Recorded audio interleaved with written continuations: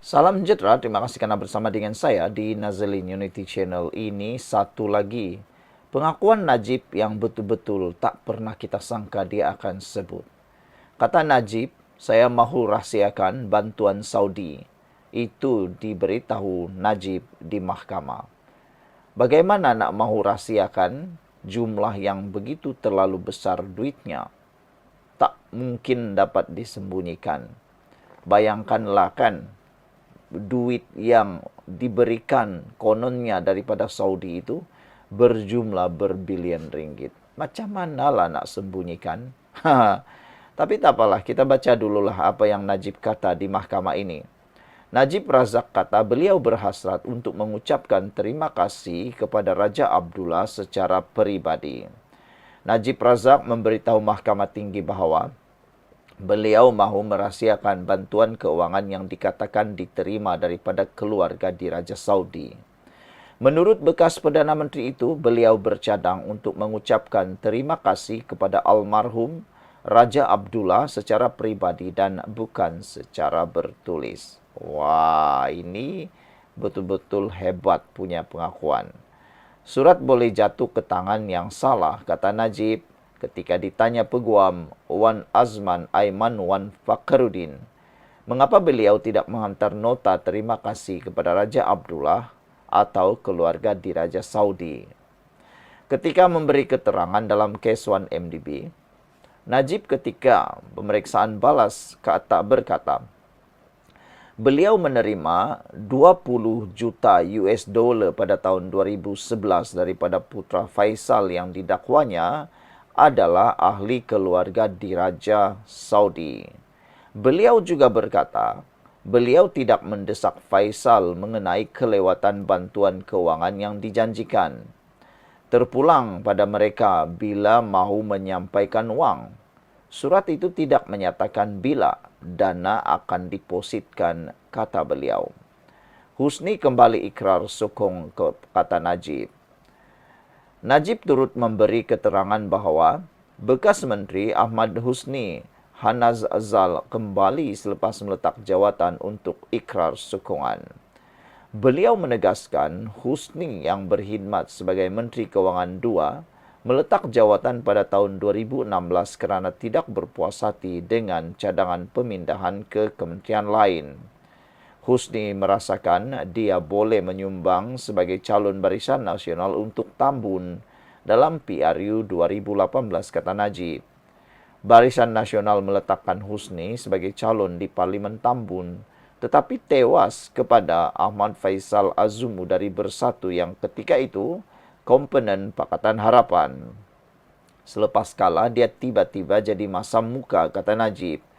Najib didakwa atas 25 pertuduhan penggubahan wang haram dan salah guna kuasa membabitkan dana yang didakwa milik 1MDB berjumlah 2.28 bilion yang didepositkan ke dalam akaun M-Bank miliknya antara Februari 2011 dan Disember 2014. Wow. Sebelum kita berpisah, tinggalkan dulu komen anda semua. Bagaimana pula pendapat anda tentang pendedahan dan pengakuan Najib yang berkata saya mahu rahsiakan bantuan Saudi?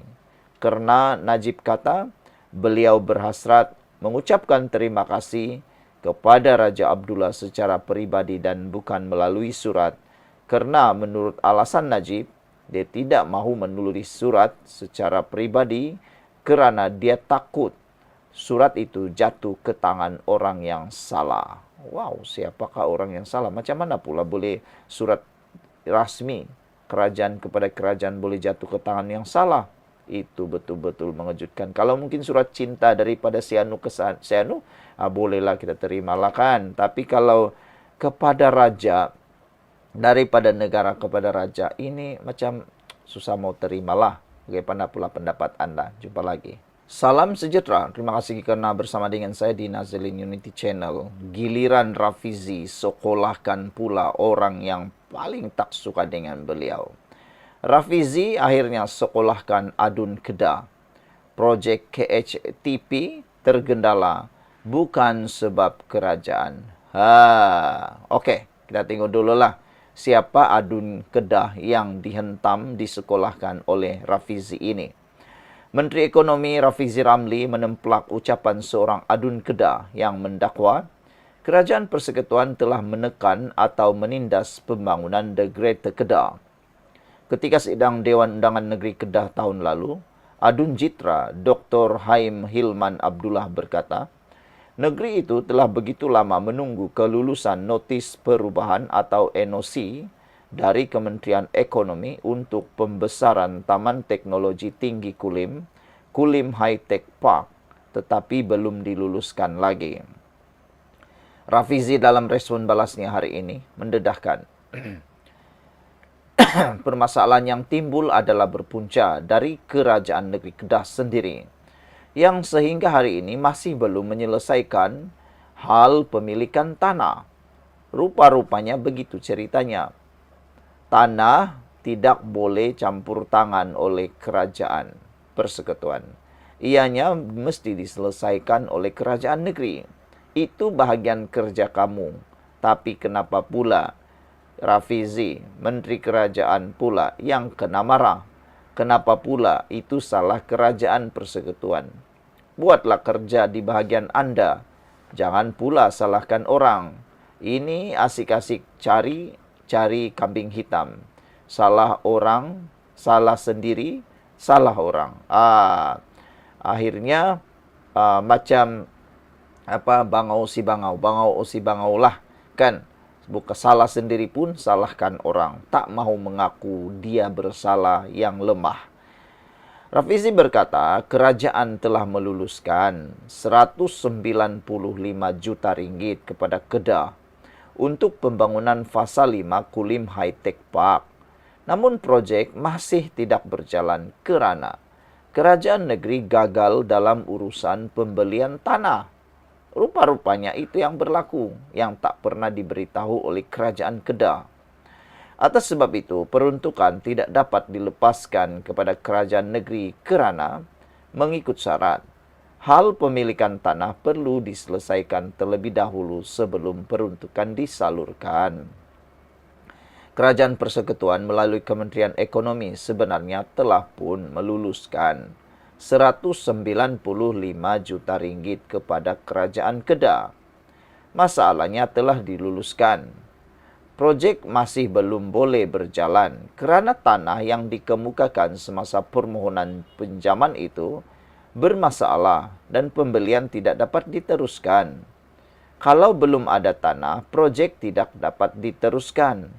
Memang dalam syarat mana-mana peruntukan Kerajaan Persekutuan ialah hal pemilikan tanah perlu diselesaikan terlebih dahulu sebelum peruntukan diluluskan semula. Kerajaan Kedah sekarang mendakwa mereka telah mengenal pasti tanah baru yang perlu dibeli dan menuntut supaya Kementerian Ekonomi meluluskan juga pelepasan peruntukan 195 juta ringgit itu walaupun hal pemilikan tanah belum diselesaikan. Jelasnya dalam satu video penjelasan di Facebook. Menurut Rafizi, sudah banyak kes dihadapi kerajaan di mana apabila projek sudah diumumkan dan peruntukan telah disediakan, akhirnya projek itu tergendala kerana isu pemilikan tanah yang masih tertunggak. Sedangkan kata beliau, Kerajaan Persekutuan perlu meminjam wang untuk menyediakan 195 juta itu dan membayar faedah pinjaman. Jika projek tergendala, rakyat Malaysia perlu menanggung faedah pinjaman selama mana Kerajaan Kedah tidak dapat menyiapkan projek itu. Kita semua sedia maklum, rekod pentadbiran Kerajaan Kedah sekarang bila projek tak jadi, dia akan kata saya tukang baca je ataupun itu projek swasta bukan projek saya. Lain kali sebelum seru nama saya untuk kandungan TikTok, semak dululah keseluruhan fakta kes atau isu itu. Jelas Rafizi panjang lebar. Sekian dulu untuk kali ini. Jangan lupa tinggalkan komen anda. Salam sejahtera. Terima kasih kerana bersama dengan saya di Nazlin Unity Channel. Tol zaman Najib pun naik. Jangan terlandak ya ke laut. Oleh Layana Marzuki. Saya terbaca ada hantaran di media sosial memandirkan rakyat, yang mana kebanyakannya Melayu, kata Liana.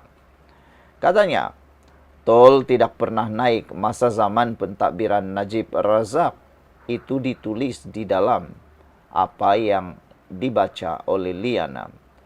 Kata Liana, saya terus memasukkan fakta itu ke dalam chat GPT.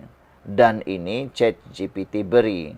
Soalan saya, katanya, adakah berlaku kenaikan kadar tol Lebuh Raya semasa pentadbiran Najib Razak? Jika ya, di mana, bila dan berapa banyak? Ya, semasa pentadbiran Najib Razak, berlaku kenaikan kadar tol Lebuh Raya. Sejak 15 Oktober 2015, kadar tol untuk Lebuh Raya yang dikendalikan oleh 11 syarikat konsesi dinaikkan dengan jumlah antara 20 sen kepada 3 ringgit. Lebuh Raya ini termasuklah Lebuh Raya Kuala Lumpur Karak, Lebuh Raya Maju, Lebuh Raya Penyurayan Kajang, Lebuh Raya Duta Ulu Kelang, Terowong Smart, Lebuh Raya KL Kuala Lumpur, Sungai Besi Lebuh Raya, Lebuh Raya Pantai Baru, Lebuh Raya Kajang, Seremban, Lebuh Raya Damansara Puchong, dan Penyuraian Trafik Kuala Lumpur Barat Sistem Sprint. Di samping itu, pada tahun 2011, kadar tol untuk Lebuh Raya di bawah Lebuh Raya Plus telah disusun semula dengan peningkatan kadar tol sebanyak 5% setiap 3 tahun. Penstrukturan semula ini juga memanjangkan tempo konsesi untuk Lebuh Raya ini sehingga tahun 2038. Pelarasan kadar tol ini adalah sebahagian daripada perjanjian konsesi yang ditandatangani pada 1990-an yang menetapkan kenaikan kadar tol berkala. Perdana Menteri Najib Razak menekankan bahawa jika kadar tol tidak dinaikkan mengikut perjanjian ini, kerajaan akan bertanggungjawab untuk membayar pampasan kepada pemegang konsesi Lebuh Raya dan memberi kesan kepada dana yang tersedia untuk perbelanjaan awam yang lain. Nampak sangat dakyah-dakyah ke laut yang suka hati main sebut, kata Liana.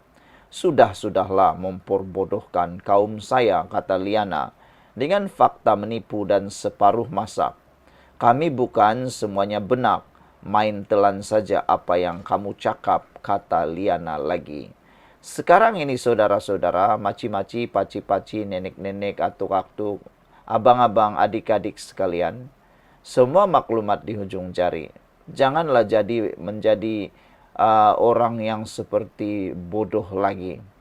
Kalau dapat maklumat, tekan saja di hujung jari Anda telefon itu. Cari chat GPT ataupun cari saja Google. Type sajalah apa yang Anda nak tanya, semuanya akan keluar kebenaran di sana. Bukannya terus telan sebiji-sebiji saja, fitnah dan sebagainya. Takut-takut nanti Anda menjadi sebahagian daripada dosa fitnah itu. Sekian untuk kali ini. Jangan lupa share video ini. Kita jumpa lagi. Bye-bye.